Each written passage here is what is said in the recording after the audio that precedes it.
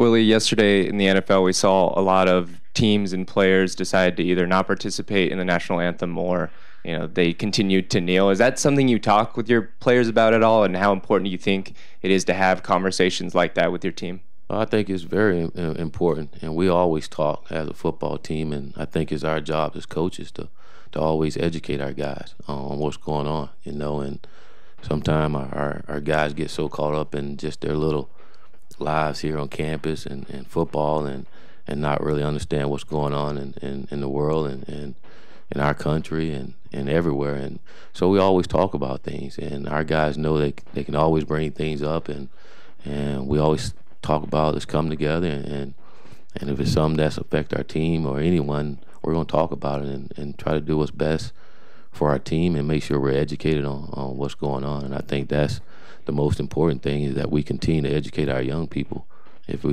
And so that's very important to me and our team, and it's great that our guys understand that, and when they do have issues, they'll come and we'll talk about them. Hey, Coach, Brooke James had that great touchdown catch. Then afterwards, got flagged for the penalty. How do you talk to your players about maybe keeping their emotions checked after a big play like that so it doesn't hurt the team? Is there kind of a fine line there, for the way you approach that? No, you approach it however. Like I approached it the way that I did. The other day I was ticked off that he got a penalty after making a great play, and it was a teaching lesson again for us, and had to explain to him, hey, look, you made a great play there.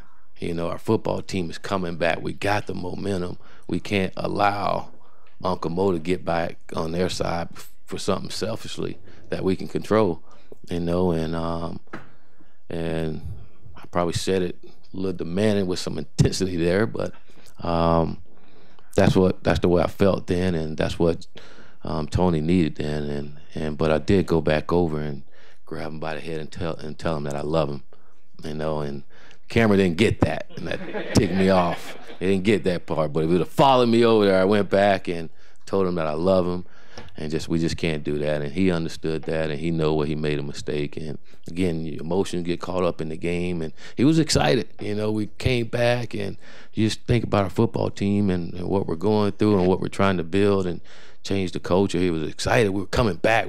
He made a big time play for us, but we gotta understand those things can't happen, and I think as we continue to learn how to win again, we'll do better at those things. Coach, speaking of penalties, I know you can't comment too much. Critical one happened with Apelu on the kickoff. Was there something that he should have done differently, or how can you? I looked at the video and looked over, and I couldn't find exactly why he was flagged. Can you comment on that? I'm sort of like you. I was looking forward to, and it is what it is. We got a penalty, and we just can't do what you did. I mean, he can't block him. Let him go next time.